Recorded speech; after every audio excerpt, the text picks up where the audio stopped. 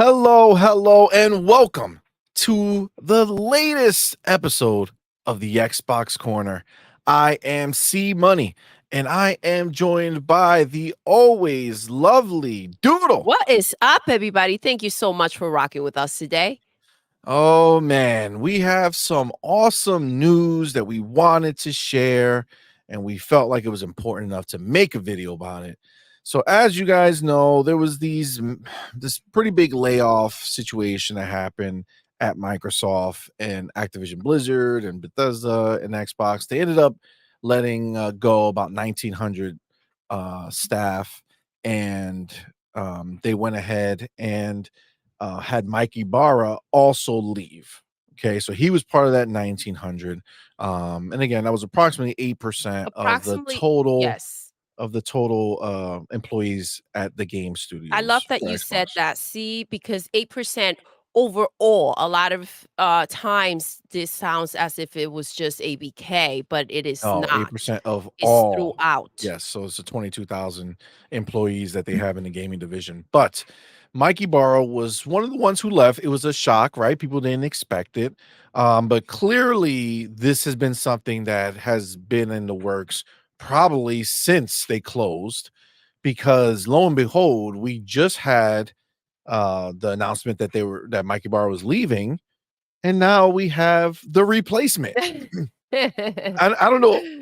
Excuse me. I don't know if this is normal, because the the last time we saw a transfer of power didn't go quite smooth, and Jim Ryan's seat is still vacant for the most part, right? They have the interim CEO who's still searching for somebody. It absolutely is. The one that is in there, that CEO is out the door, hit a year time. And so he is he is done and he didn't even get started. I Didn't guess even get this is started. what happens when things go smooth, when And you're I actually manage well. managing Yeah, the place well, when you're managing your workplace, and this is how things turn out to go. See? I absolutely, believe that this is absolutely. the way. This is the way. And shout out to Phil and the squad for having this ready to go, managing the business correctly. Now we can see that, a lot of people said this happened out of nowhere. These pictures, they were sitting there smiling together.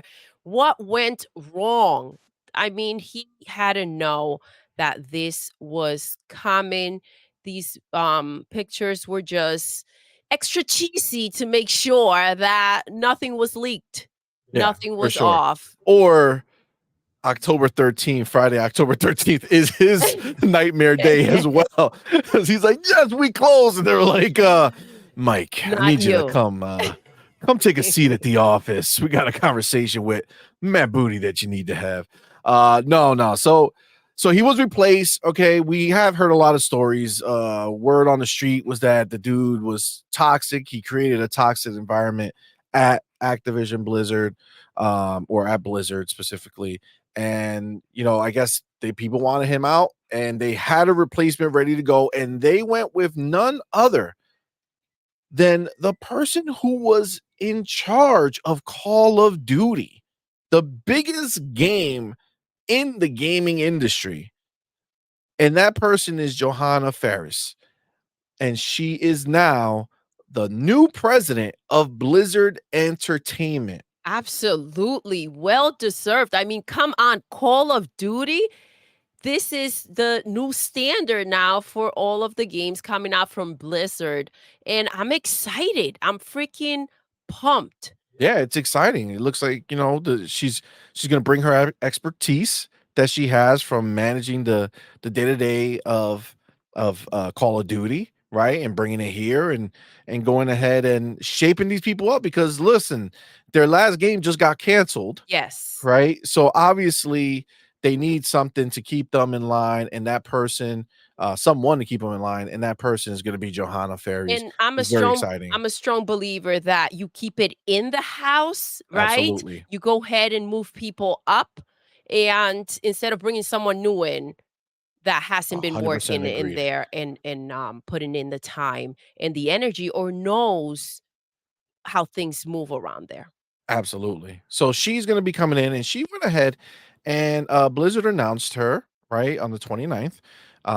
And she sent the email to all the employees. So Blizzard has it on their little blog post here. It says today the following email was delivered to all Blizzard employees by Johanna Faries, the new president of Blizzard Entertainment. And she says, "Dear Blizzard, though my official first day with you all is February 5th, I want to let you know immediately that it is an honor to join you next week in this new capacity. I do so humbly and in awe of all that Blizzard has stood for and delivered to the world for over 30 years.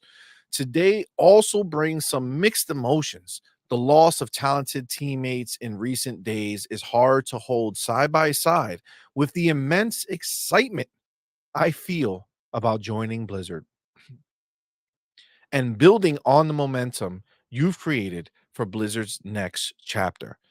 I want to thank Matt for the introduction. All right, Matt Booty the Killer. Let's go. Says, bring some further clarity to today's announcement and share more about how I see our future together at Blizzard. I understand this is a lot to take in. The news of my appointment may no doubt bring up a range of reactions, questions, and even concerns. Activision Blizzard and King are decidedly different companies with distinct games, cultures, and communities.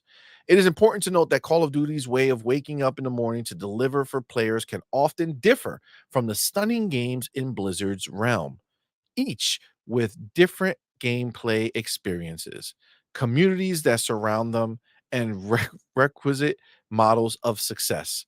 I've discussed this with the Blizzard leadership team, and I'm walking into this role with sensitivity to those dynamics and deep respect for Blizzard as we begin to explore taking our universes to even higher heights. I love that. She's Before I she's read, coming in with a full understanding and letting us know that she is aware that not everything is Call of Duty, right? And yes, so each game needs to be treated individually. and each studio and their teams have to be treated individually because Absolutely. they all work differently, and that's pretty dope. But I had a little chuckle in the middle of talking because as I was reading it, I thought because I know that she's a fan of Diablo, right? And Mikey Barrow was a big World of Warcraft fan, Okay. right? So I feel like that almost shows like Mikey Barrow's way of like old thinking, right? Yes. Because his favorite was like the oldest game that ever existed. There is the one that was the least advanced, I would say. Um, whereas, she likes Diablo, which is the new fresh thing that's coming up and is popping. But Diablo is freaking I amazing, bro. also stopped to think for a second, and you got to imagine Rod Ferguson, right? The guy who used to work at Xbox, who now works at Blizzard, and he's in charge of Diablo. You'd probably be like, he's like, damn it, I love Diablo. I should be there. You know what I'm saying? Like, he's probably That's bitter, bitter no, as take hell. several seats. Take several seats.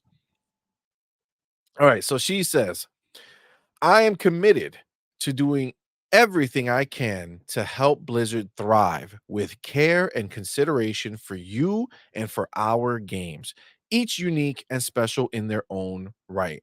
I'm optimistic about our ability to serve our current and future player communities and to further amplify the shared passion for greatness, polish, and creative mastery that is a hallmark of Blizzard's approach to game making. Next week, I will be in Irvine and I am eager to connect with as many of you as possible. I will be scheduling informal and totally optional meet and greets where I want to hear more from people across the organization. I'm sorry, real quick. When somebody says you're the boss says totally optional meet and greets, like if you don't show up, right? And mad other people do, There's gotta be a check you mark know, missing people are from your like, name, all she's right? gonna be like, who showed up? Who's with me and who's against me, all right? Exactly. Who is I hope you guys with all it? went to that meeting, bro. Um, oh my God. Those of you who cannot make it to those gatherings or aren't located in Irvine, please feel free to email me. We are also planning a town hall meeting to be held in the near future. You see how she says if you can't make it, now all of a sudden, totally optional, right? But now it's if you cannot make it to those gatherings, I suggest they send those feel emails. free to email me. She's being pretty direct here. I like it. A few personal facts about me. My number one job in life is raising two amazing boys. Oh, In addition to parenthood, a typical week for me includes finding time for daily yoga and prayer, and of course, playing video games. Big Diablo 4 fan over here. yes. Notice that she didn't say Diablo fan. Diablo Notice she 4. said Diablo 4. Diablo 4 is it, I bro. mean, it's dope, but I'm just saying, like, Diablo fans, like Rod Ferguson is a Diablo fan, right? I'm just saying. And I'm just putting it all together in my head. Throughout the joy I find in games and working with those who make them only deepens. I remain inspired by Blizzard's iconic legacy and the transformative role gaming has played in my life and in the lives of others. I cannot wait to get going, to listen, to learn, to empower, and to collaborate with all of you on our bold and bright future together. Together, may we forge many legendary days ahead. Johanna. Beautiful. I think that was a great message. That was. I think It that was a was. great message. I love the way that, she wants to meet with everyone and kind of have those conversations. Um, Kind of like that Phil route, where we're here for the team, we're here for the developers, the games, and so I thought the message was beautifully put together. Absolutely. You know what? Another thing that makes me feel good about this is you had sent me an interview Yes, that you saw that she from had a year ago, I believe. from a year ago. Okay, and I was listening to it, and one of the things that I really, really loved that she said that had such an impact on me when I read it, when it comes to her role in what she was doing at Call of Duty and what she's going to do now, is she was very aware that it wasn't about not only how can we keep the people happy who are playing our games, right? But it's also she was very self-aware and said, how can we win them back? The Yes. people who may not have stayed, the people who may have left, right? And so, for instance, like Call of Duty Vanguard, a lot of people had beef with that game, right? So, in her mind, it was like, okay, well, what do we do to delight and excite them to want to come back, right? Yes. And that's what I mean, for all intents and purposes, that's what she's done, right? For Call of Duty, right? Call of Duty is essentially the most exciting it's been. The last one, obviously, we know after it got bought by Xbox, it got hit with the Xbox tax pretty hard from It did. It IGN. got slapped But up. the people loved playing it, right? So the people had a great time playing that game. But my relation to this is when you think about Blizzard and you think about the games that they have, like Warcraft, which is a online game that lasts forever, and it's like, well, how do we win them back, right? Overwatch, which was the dominant force when Overwatch 1 came out, game of the year, all this shit, and then they kind of screwed the pooch by announcing an Overwatch 2 that obviously was forced by Activision, um, and a lot of people stopped playing and a lot of people left. Again, how do we bring those people back, And I right? love that it's the freedom that they have now. I love this was a huge part of why this ABK deal was such a net so necessary, such a big deal because they were stuck on Call of Duty. That was the moneymaker every year. Let's go ahead and put Call of Duty out there. Now they can go ahead and focus how to win back the fans of all these fantastic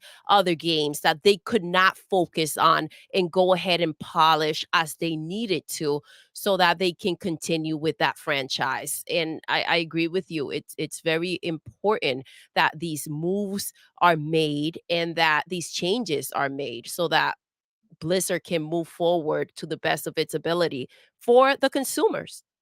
Now, I agree 100%, and I do want to add, I joked about Rod Ferguson, right? But I think we could see pretty clearly, based off who she is, based off interviews that we've seen, and based off of, the past events that I saw her host for Call of Duty, not host, but like, talk in the beginning of them, um, there's a very big difference, right? Yes. See, Phil is not putting people in place just to put people in place.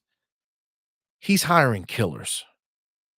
He's hiring people who are down for Capable. the cause. They're Yes. They're capable. smart. They're looking to make impact. Yes, and that's because we know very well that that's what it's been about, making a movement, making a change in the industry. And I agree with you 100%, C Money. I feel like he is gathering up those that can see and are ambitious for that change that is so necessary in this industry at the moment. Absolutely. Couldn't agree more. So I do think that this is going to put Blizzard in the best place that it has ever been. I think we're looking at a new future for the franchises that already exist there, but also a huge improvement to the outlook of what's to come that is new and exciting. Absolutely. And with that, we're going to end the episode here. If you liked what you heard, do us a favor, go ahead and hit the like button and hit the subscribe button. Do the right thing and join us here. And listen, we don't only do videos, we do 4 live streams a week. Hit the like, hit the subscribe, hit the bell so that you know when we go live, so you don't miss any of our live streams and you don't miss any of our new videos. And with that, we're going to end it the way we end every single show. Doodle, Yes, we're done. I know. Until next time, You're intruding. you're intruding.